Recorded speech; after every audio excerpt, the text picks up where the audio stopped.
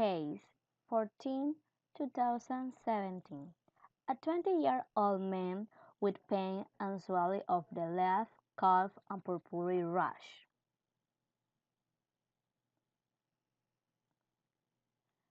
A 20-year-old man was seen in outpatient clinic of this hospital because of pain and swelling of the left calf and a purpuric rash. The patient had been well until 3 weeks before presentation to this hospital, when sore throat, no productive couch, rhinorrhea, and chills developed. He noted areas of crossing and occasionally bleeding in both knees. Over the next 2 days, the pain worsened in severity and was associated with swelling of the calf.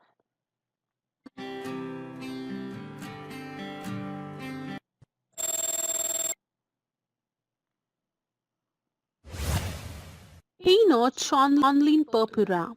This disease is a systemic vasculitis characterized by the deposition of IgA immune complexes in the skin and other organs. This is the most common childhood vasculitis. Purpura typically presents after pharyngeal and upper respiratory infections. In this disorder, the skin, joints and GI are most commonly involved. In the skin, immune complex deposition causes palpable purpura, classically on the legs and buttocks. Arthralgia and abdominal pain are commonly seen in purpura. Involvement of the GI tract can lead to intestinal hemorrhage, which can present with black stools. Finally, purpura is commonly associated with IgA nephropathy. So remember, purpura is a systemic vasculitis characterized by the deposition of IgA immune complexes in the skin and other organs. This is the most common childhood vasculitis. It typically presents after pharyngeal and upper respiratory infections. In the skin, immune complex deposition causes palpable purpura, classically on the legs and buttocks. Arthralgia and abdominal pain are also common. Involvement of the GI tract can manifest as intestinal hemorrhage, which subsequently presents as black tarry stools. Furthermore, purpura is commonly associated with IgA nephropathy.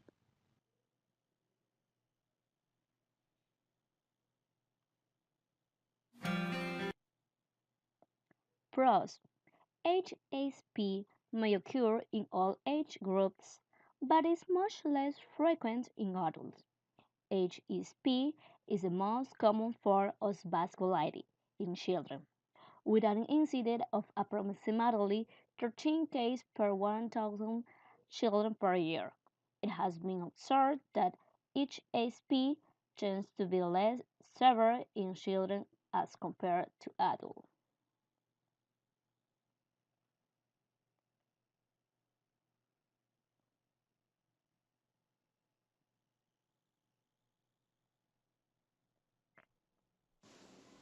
Hello and welcome. This video is for Dr. Baroon at baroonrocks.com. Today we will talk about Henoch-Schönlein purpura. So, this disease is somewhat hard to memorize, but this is a funny drawing that I've made to facilitate it. So let's start. Henoch-Schönlein purpura. Vasculitis due to IgA immune complex, most common vasculitis in children. So if the question says a child comes in with vasculitis, the first thing to think about is HSP. Presents with palpable purpura on the buttocks, legs, here and here. GI pain here, bleeding, hematuria, arthralgia, melena. Okay. Usually following upper respiratory tract infection. It's associated with IgA nephropathy. It's self-limited. If severe, give steroids. Okay. A funny way to memorize it. Henoch, Schonli, and Purpura. HSP. H for hematuria. S, small child. P, palpable, purpura on the buttocks. I forget something. Henoch, Schonli, and Purpura. Purpura. This A is for IgA. IgA immune complex, IgA nephropathy. HSP, hematuria, small child, palpable purpura on the buttocks, IgA. So thanks a lot, and thanks Dr. Baroun. This video made by Mike Ragai from Egypt. Thanks a lot. Cons. Children may readily have intestinal interception, which is a potential and severe complication caused by the bowel bulging. Approximately 50% of the patients may have inflammation affecting the kidneys, but rarely develop permanent damage of the kidneys.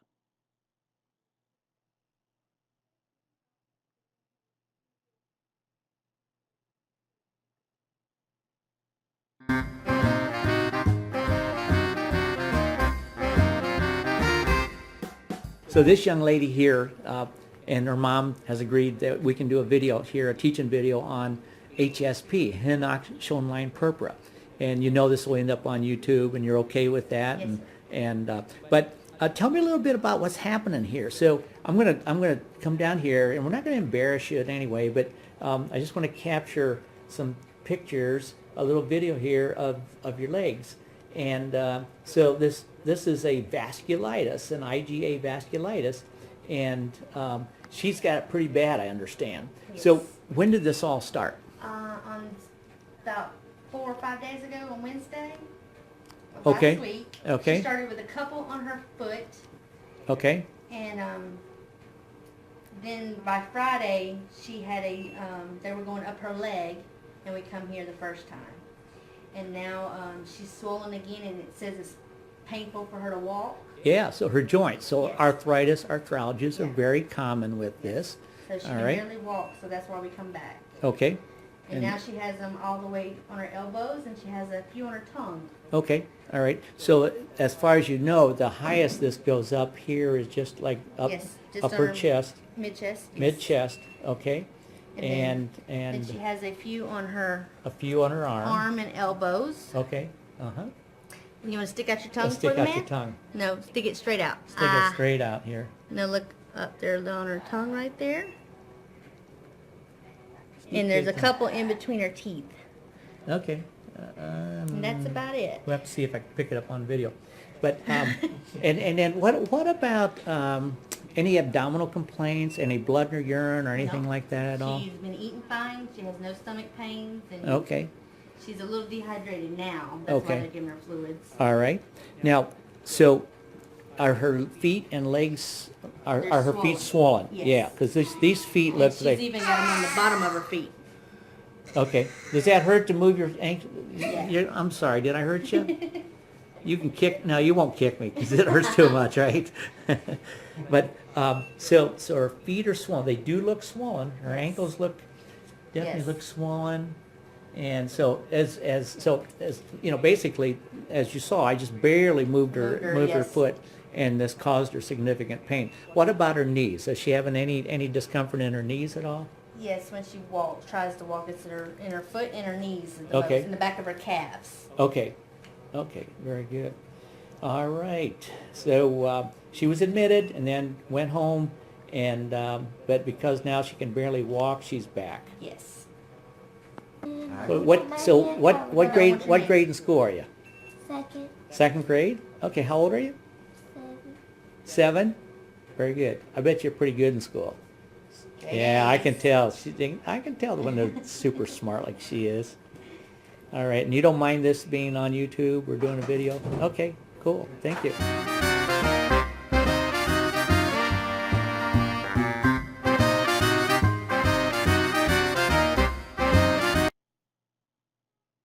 In Ecuador, henna children is an immunological disease associated with glomerular lesions with different histopathological patterns, which can often be translated in clinical manifestations.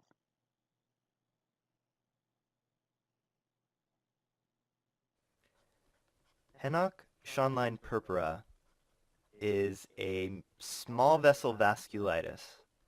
First, before we go into detail, let's look at what causes Henoch-Schönlein purpura. Here I'm going to draw a blood vessel wall. And again, blood vessels are just like pipes, so it's like we're taking a cross-section down the middle of a blood vessel. So we're looking at the inside of a blood vessel here. And remember, antibodies are attaching to the vascular wall, which recruit white blood cells because these antibodies act like a marker. And these white blood cells cause damage to the blood vessel wall. And these antibodies can group together. Remember, there's little proteins that they're targeting and they latch onto. And so these little proteins can be shared between the antibodies. Remember, these proteins are called antigens because they generate an antibody response. And a group of these antibodies and antigens is called an immune complex. Other small vessel vasculitides, these antibodies may be associated or may actually be ANCA, anti-neutrophilic cytoplasmic antibodies. But in Henoch-Schönlein purpura, ANCA is not found. Instead, what we see are elevated levels of IgA. IgA is a specific antibody that is found on mucosal surfaces. So, for example, any part of your inside that's somewhat exposed to the outside of your body. A great example is the intestines, like I'm scribbling down right here. Your gastrointestinal system goes from the mouth all the way to the anus. So the gastrointestinal tract covers the distance between the mouth and the anus. You can also see IgA in your lungs or in your respiratory tract. Remember, your intestines and your respiratory tract are exposed to the outside through your mouth. So IgA is a way to prevent pathogens from trying to enter inside of your body through these mucosal or quote-unquote wet surfaces of your body. Now, I want to highlight this because Henoch-Schönlein purpura is associated with upper respiratory infections. It's believed that some sort of pathogen gets into the respiratory tract, causes an infection, and then causes release of these IgAs to combat the infection. However, coincidentally, these pathogens that are causing an infection share similar components that kind of look like the wall of blood vessels. This similarity is called molecular mimicry. And it's believed that antibodies that are released in response to an upper respiratory infection also accidentally attach onto the blood vessel walls in Henoch-Schönlein purpura. Then you also see formation of these immune complexes as well. So this case of mistaken identity, this molecular mimicry, is really the cause of the disease process. And so let's take a look at the symptoms that you see. In Henoch-Schönlein purpura, as we said, we have an elevated IgA. So that's actually one blood test that you can use to look for Henoch-Schönlein purpura, because elevated levels of IgA are normally not found in the blood. But also you can find immune complexes. And these immune complexes formed in the blood travel down to joints and can cause joint pain, known as arthralgias. This can happen in the elbows as well and the shoulders too. Really anywhere there's a joint. And these IgA complexes, these immune complexes, also deposit in the kidney. And so you can see some kidney damage and bloody urine, which is known as hematuria. And these complexes also have an affinity to get stuck in the intestines. And so you may see bloody diarrhea, bloody stools, which are known as melena, which is dark stools, or hematochezia, which is bright red blood in the stools. You can also see abdominal pain. And let me take a moment to mention that you have little kids being affected by this disease. This is the most common vasculitis that affects children. So you can see a kid with abdominal pain, just screaming in pain, and having all this pain in their joints as well. Added on top of that, they have bloody urine and bloody stools. That's going to terrify parents. But one of the classic symptoms of Henoch-Schönlein purpura are skin lesions, most commonly on the buttocks, but also commonly found on the leg as well. These skin lesions are called purpura. In fact, this is not any normal type of rash or purpura. This can be felt as palpable. Immune complexes are depositing in this area, causing damage to blood vessels that are supplying the skin, which is causing the death of skin cells. This rash is known to be palpable. Palpable means you can touch it. You can kind of feel the bumps if you run your fingers over it. The reason it's palpable is because of the swelling that's occurring from the immune complex deposition. So if you see these classic symptoms in a child, it can also be a teen or even adults can be affected by it. You need to treat with steroids. Steroids inhibit the immune system from causing further damage to blood vessels. And with time, this disease should actually go away. It's a very self-limiting process. Remember, it was caused by an infection of the upper respiratory system. So that would be the trachea, the throat, so on and so forth. And so once you treat, this illness should go away.